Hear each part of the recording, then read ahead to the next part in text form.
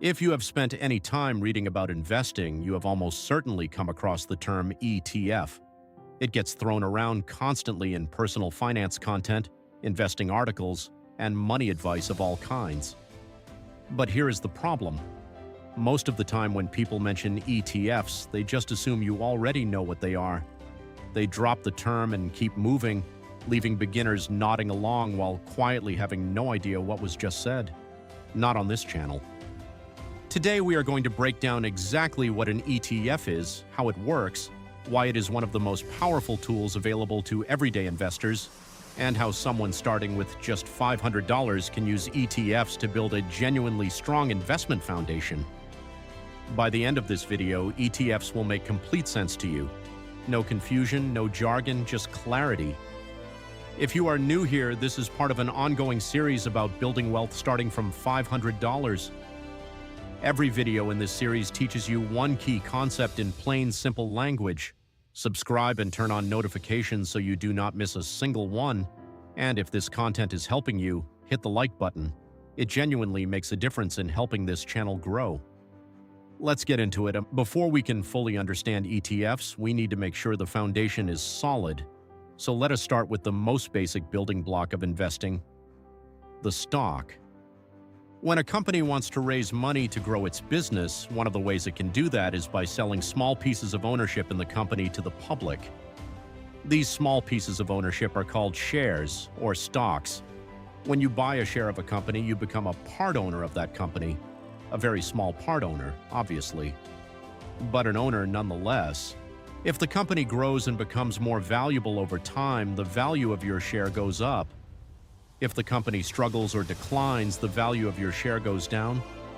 If the company pays out a portion of its profits to shareholders, you receive what is called a dividend. That is the basic mechanics of a stock. You buy ownership, you share in the ups and downs of that company, and sometimes you receive a portion of the profits. Now here is the problem with buying individual stocks as a beginner. Picking the right company is genuinely hard. Even professional investors with teams of analysts and decades of experience get it wrong regularly. If you put all of your $500 into one company and that company has a bad year, you could lose a significant portion of your money. If the company goes under completely, you could lose all of it. This is where ETFs come in. ETF stands for Exchange Traded Fund. Let us break that down word by word. Fund means a pool of money that is used to buy a collection of investments. Instead of one person buying one stock, a fund pools money from many investors and uses it to buy many different stocks all at once. Exchange traded means the fund is bought and sold on a stock exchange, just like an individual stock. You can buy and sell ETF shares throughout the trading day at whatever the current market price is. Put it together, and an ETF is essentially a basket of investments that you can buy and sell like a single stock. Here's a simple way to think about it. Imagine you want to invest in the technology industry. You could try to pick the best individual tech company and put all your money into that one stock. But how do you know which company will perform the best? What if you pick wrong? Or you could buy a technology ETF that holds shares in dozens or even hundreds of technology companies all at once. Now, instead of betting on one company, you are betting on the entire technology industry. If the industry grows, you benefit. No single company failing will wipe out your investment. That is the core power of an ETF. Instant diversification through a single, simple purchase. How does an ETF actually work? Let us go a little deeper into the mechanics so you really understand what you are buying when you purchase an ETF. An ETF is created and managed by a financial company. That company decides what the ETF will hold, which stocks, bonds, or other assets, and in what proportions. They then offer shares of that ETF to the public on a stock exchange. When you buy one share of an ETF, you are buying a proportional piece of everything that ETF holds. If the ETF holds 500 different stocks, you own a tiny slice of all 500 of those companies through that single purchase. The price of an ETF share moves up and down throughout the day based on the combined value of everything it holds. If the stocks inside the ETF go up in value overall, the ETF share price goes up. If they go down, the ETF share price goes down. Most ETFs are what is called passively managed. This means they are not run by a team of analysts trying to pick winners. Instead, they simply track an index. An index is just a list of companies that meet certain criteria. The most famous example is the S&P 500, which is a list of the 500 largest publicly traded companies in the United States. An ETF that tracks the S&P 500 simply holds all 500 of those companies in proportion to their size. Because passively managed ETFs do not require a team of expensive analysts making active decisions, their fees are extremely low, and those low fees matter enormously over the long run, which we will get to in a moment. Types of ETFs. Not all ETFs are the same. There are several different types, and understanding the difference helps you choose the right one for your goals. The first type is a broad market ETF. This tracks the overall stock market of a country or region. A U.S. total market ETF, for example, holds shares in thousands of American companies across every industry. This is the most diversified type of ETF and is often recommended as the foundation of a beginner portfolio. The second type is an index ETF. This tracks a specific market index like the S&P 500 or the NASDAQ 100. Very similar to a broad market ETF, but tied to a specific list of companies rather than the entire market. The third type is a sector ETF. This focuses on a specific industry or sector. Technology, healthcare, energy, real estate. There are ETFs for almost every major sector. These are more concentrated than broad market ETFs, meaning more potential upside if that sector does well, but more risk if it struggles. The fourth type is a bond ETF. Instead of holding stocks, these ETFs hold bonds. Bonds are generally more stable than stocks but offer lower returns over time. Bond ETFs are useful for adding stability to a portfolio, and we will cover bonds in detail in the next video. The fifth type is an international ETF. These hold stocks from companies outside your home country. Investing internationally adds geographic diversification to your portfolio, reducing your reliance on the performance of any single country's economy. For a beginner starting with $500, broad market and index ETFs are typically the best starting point. Simple, diversified, low cost, and historically proven. Let me give you 5 specific reasons why ETFs are particularly well suited for someone just starting out. Reason number 1, instant diversification. As we covered, one ETF purchase gives you exposure to dozens, hundreds, or even thousands of different companies. You are not betting everything on one horse. Your risk is spread widely from day one. Reason number 2, low cost. Most broad market ETFs have what is called an expense ratio of less than 0.1% per year. That means for every $500 you invest, you are paying less than 50 cents per year in fees. Compare that to actively managed funds that often charge 1 to 2% annually, and the difference in long-term returns is enormous. Reason number 3, simplicity. You do not need to research individual companies, analyze earnings reports, or follow business news to invest in ETFs. You are simply betting on the overall direction of the market or a sector over time. Reason number 4, accessibility. Thanks to fractional shares, you can invest in almost any ETF with just a few dollars. You do not need thousands of dollars to get started. Reason number 5, proven track record.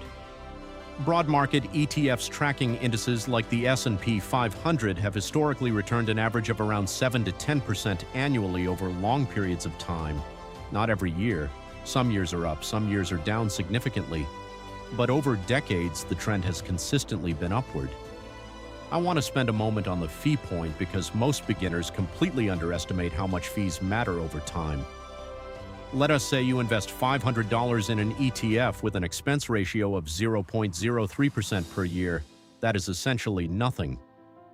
Over 30 years at a 7% annual return, that $500 grows to roughly $3,800. Now imagine instead you invested that same $500 in an actively managed fund with an expense ratio of 1.5% per year.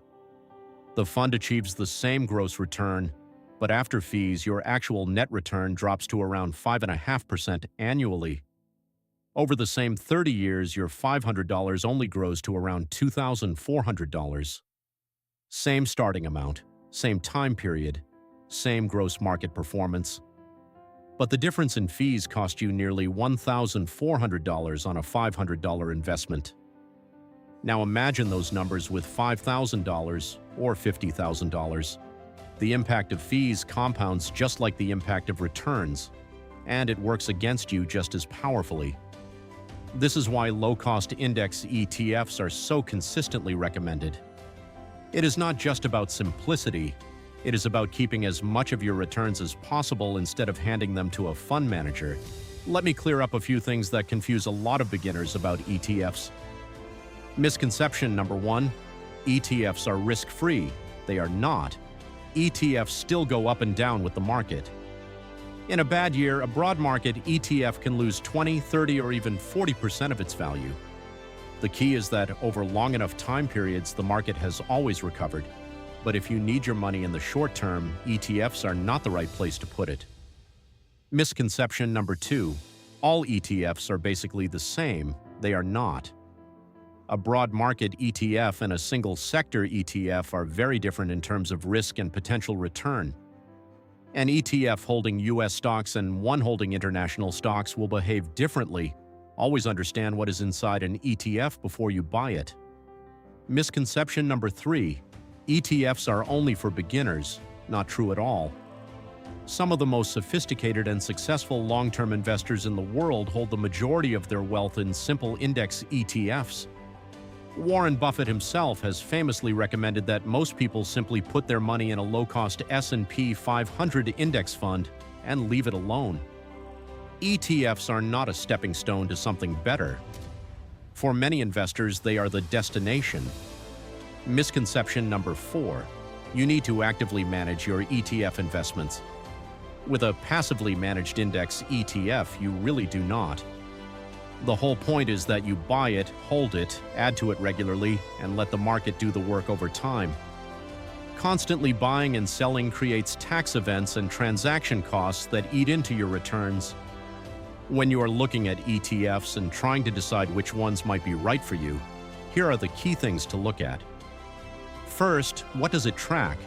What index or market is this ETF following? Make sure you understand what you are actually buying exposure to. Second, what is the expense ratio? The lower the better. For broad market ETFs, anything under 0.2% is reasonable. Many of the best ones are under 0.05%. Third, how large is the fund? Larger ETFs with more assets under management tend to be more stable and have tighter spreads when buying and selling. Look for ETFs with at least a few $100 million in assets, ideally billions. Fourth, how long has it existed? Newer ETFs have shorter track records. While past performance does not guarantee future results, a longer history gives you more data to evaluate. Fifth, does it pay dividends? Some ETFs distribute dividends from the companies they hold. Others automatically reinvest those dividends back into the fund. Depending on your goals and account type, one may be more suitable than the other. You do not need to memorize all of this right now. But when you are sitting down to choose your first ETF, come back to these 5 questions. They will steer you toward quality and away from things that look appealing on the surface but have hidden drawbacks. So how does all of this apply to someone starting with $500? Here is a simple framework. Take your $500 and consider putting the core of it, perhaps 60 to 80%, into 1 or 2 broad market ETFs. This gives you instant diversification, low costs, and a historically proven foundation. With whatever remains, you have the flexibility to explore other types of investments as you learn more. Individual stocks, sector ETFs, bond ETFs, these can all be added over time as your knowledge and comfort level grows. But the foundation of broad market ETFs gives you something incredibly valuable as a beginner. It means you can start immediately, invest confidently, and stop worrying about whether you picked the right company. When you own the whole market, you own all the right companies. Let us bring it all together. An ETF is a basket of investments that you can buy and sell like a single stock. It gives you instant diversification through one purchase. Most ETFs are passively managed, tracking an index rather than relying on active stock picking. This makes them low-cost, simple, and effective. There are different types of ETFs: broad market, index, sector, bond, and international. For beginners, broad market and index ETFs are the strongest starting point. Low fees matter enormously over time. The difference between a 0.03% expense ratio and a 1.5% expense ratio can mean thousands of dollars over decades. ETFs are not risk-free, but they are one of the most beginner-friendly and historically reliable investment vehicles available.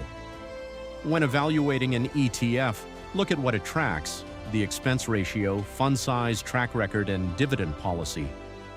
ETFs are one of the most powerful tools in the everyday investor's toolkit, and now you understand exactly how they work.